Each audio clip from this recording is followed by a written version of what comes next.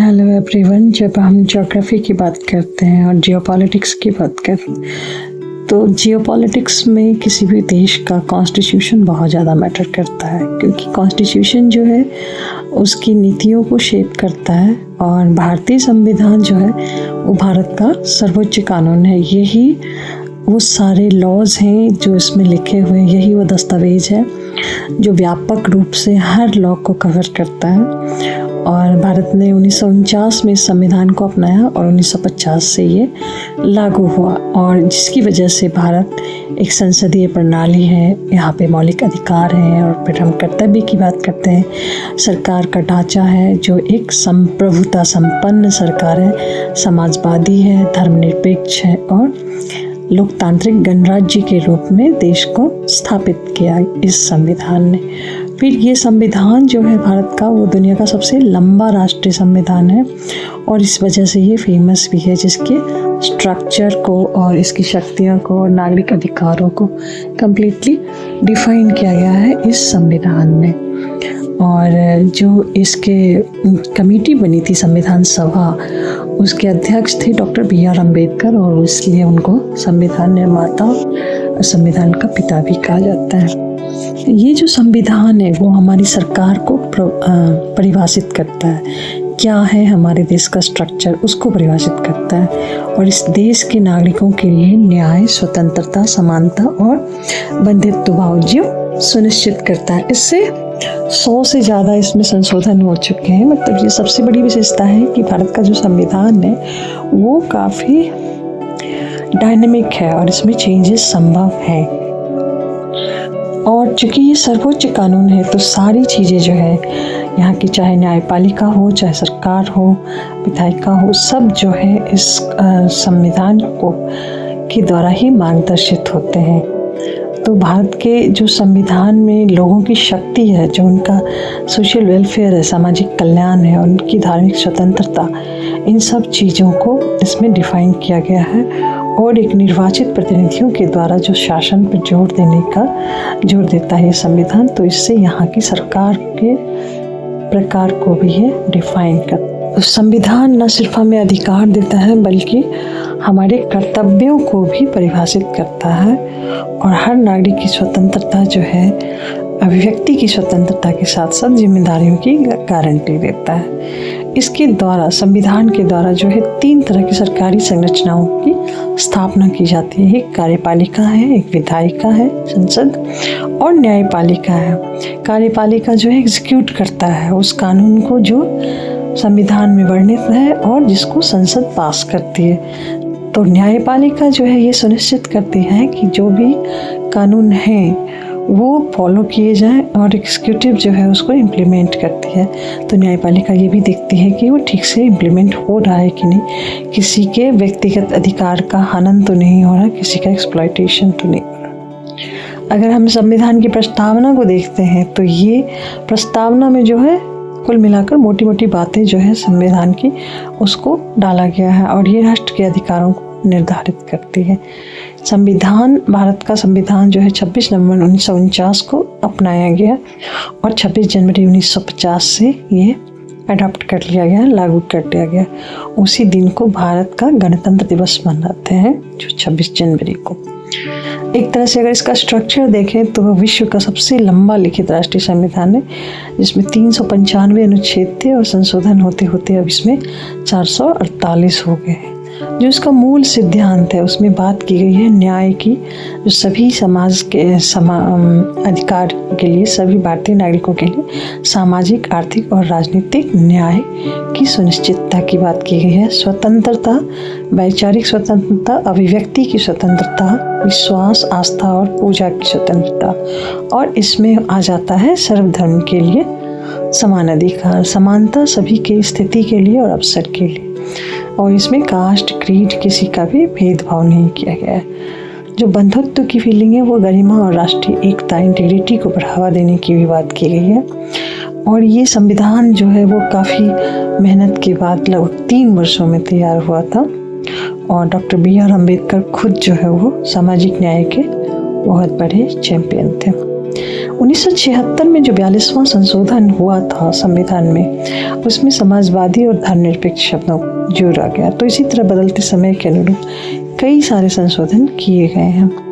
भारतीय संविधान की जो प्रस्तावना है वो मूल रूप से इसका परिचय देती है और ये भारत को एक संप्रभु समाजवादी धर्मनिरपेक्ष लोकतांत्रिक गणराज्य घोषित करता है और सभी नागरिकों के लिए स्वतंत्रता, न्याय, स्वतंत्रता और बंधुत्व सुनिश्चित करने के लिए प्रतिबद्ध किया गया है। तो अगर शब्दशः हम इसकी प्रस्तावना को पढ़ते हैं तो वो इस प्रकार है: हम भारत के लोग भारत को एक संपूर्ण प्रभुत्व संपन्न समाजवादी पंथनिरपेक्ष लोकतंत्रात्मक गणराज्य बनाने तथा उसके समस्त नागरिकों को सामाजिक, आर्थिक और राजनीतिक न्याय, विचार, अभिव्यक्ति, विश्वास, धर्म और उपासना की स्वतंत्रता, प्रतिष्ठा और अवसर की समता प्रदान करने तथा उन सब में व्यक्ति की गरिमा और राष्ट्र की एकता और अखंडता सुनिश्चित करने वाली बंधुता बढ़ाने के लिए सत्यनिष्ठा से संकल्प लेते हुए आज 26 नवंबर 1949 को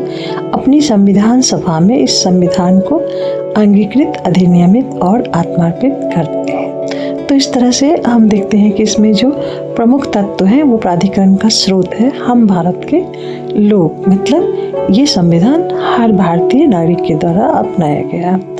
42वें संशोधन में जो है इसमें संप्रभु समाजवादी जोड़ा गया 1976 में, और 42वें संशोधन में ही धर्मनिरपेक्ष जो है वो भी जोड़ा गया था, लोकतांत्रिक गणराज्य।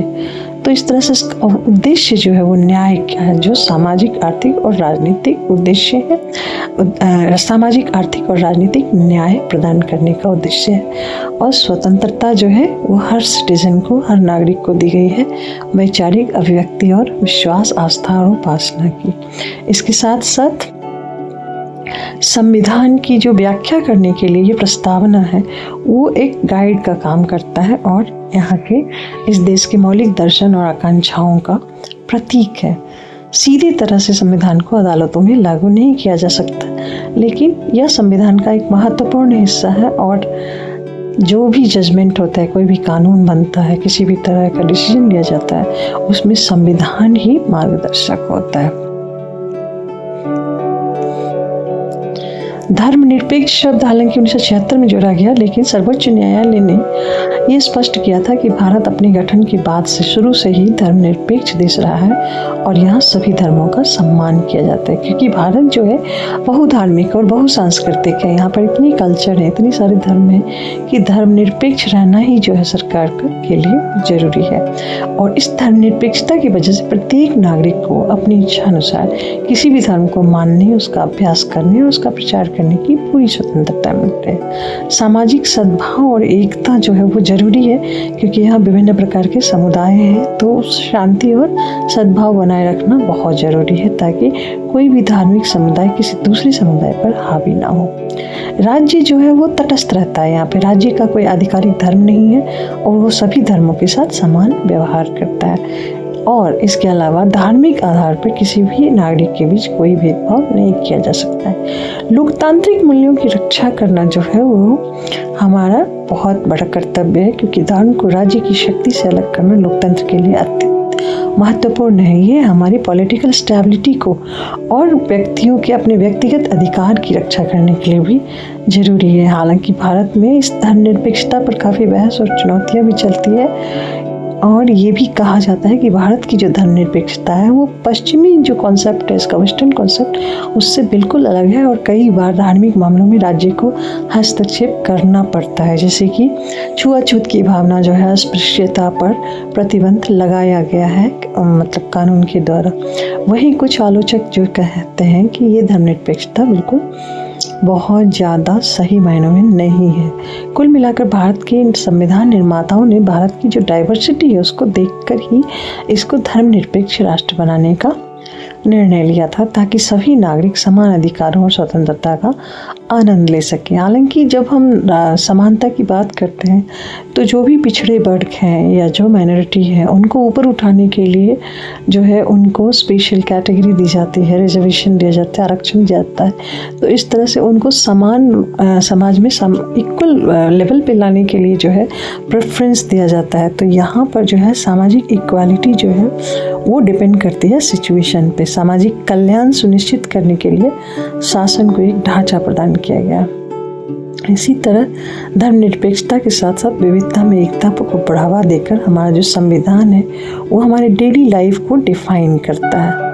अब हम आते हैं इस पे कि किस तरह से संविधान जो है वो हमारे जियोपॉलिटिकल रिलेशन को प्रभावित करता है, क्योंकि विदेशी संबंधों के लिए हम भारत को संविधान के द्वारा एक संपूर्ण गणराज्य के रूप में स्थापित करते हैं, जो एक संप्रभु गणराज्य है और जिसको ये पूरा निर्णय है कि वो एक देश के रूप में दूसरे देशों से किस तरह का रिश्ता रखना चाहता है, किस तरह का रिलेशन रखता है। तो संसद के अनुच्छेद 253 के अनुसार अंतर्राष्ट्रीय संधियों के लिए कानून बनाने का अधिकार भारतीय संघ को है और गैर हस्तक्षेप की दिशा में नीति का मार्गदर्शन करता है, लेकिन राष्ट्रीय हितों की रक्षा भी करता है। एक स्वतंत्र विदेश नीति जो है, रणनीतिक स्वायत्तता, उसको ये संविधान बढ़ावा देता है और इस तरह से भारत जो है इस मामले में स्वतंत्र है, किसी और राज्य के दबाव में नहीं है कि वो अपना फॉरेन रिलेशंस कैसे बनाए।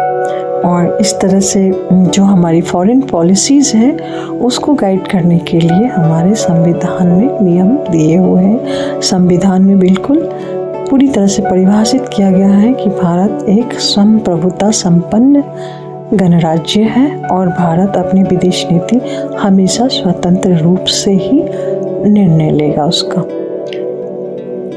अंतर्राष्ट्रीय संधियों को लागू करने या घरेलू कानून को जोड़ने के लिए कानून बनाने का अधिकार भी संविधान में दिया हुआ है। सामरिक स्वायत्तता भी जो है वो भारत की विदेश नीति की नींव है, जो नेहरू द्वारा स्थापित गुटों के साथ कठोरता से जुड़े बिना स्वतंत्रता कार्रवाई की अनुमति देता है। इसका मतलब है कि अगर भारत की इच्छा ना है तो किसी भी दूसरे देश के आंतरिक मामलों में हस्तक्षेप ना करे, जबकि राष्ट्रीय हितों को खतरा होने पर ही वो हस्तक्षेप करते हैं। इसके साथ साथ वैश्विक सहभागिता के बारे में भी संविधान में दिया हुआ है कि हम अन्य वैश्विक गुटों के साथ, जैसे वैश्विक व्यापार संगठन है, WTO है, अंतर्राष्ट्रीय मंच में भारत को भागीदारी का अधिकार देता है और इसके साथ साथ वैश्विक जिम्मेदारियों के साथ साथ आत्मनिर्भरता को भी संतुलित करने के बारे में संविधान में लिखा हुआ है। तो संक्षेप में कहिए तो संविधान वो आधारशिला है जो न सिर्फ देश के आंतरिक संरचना का गठन करता है, बल्कि भारत का विश्व के मंच पर भारत की भूमिका क्या है, भारत के नीतियों का स्वरूप क्या है, उसको भी एक दार्शनिक ढांचा प्रदान करता है।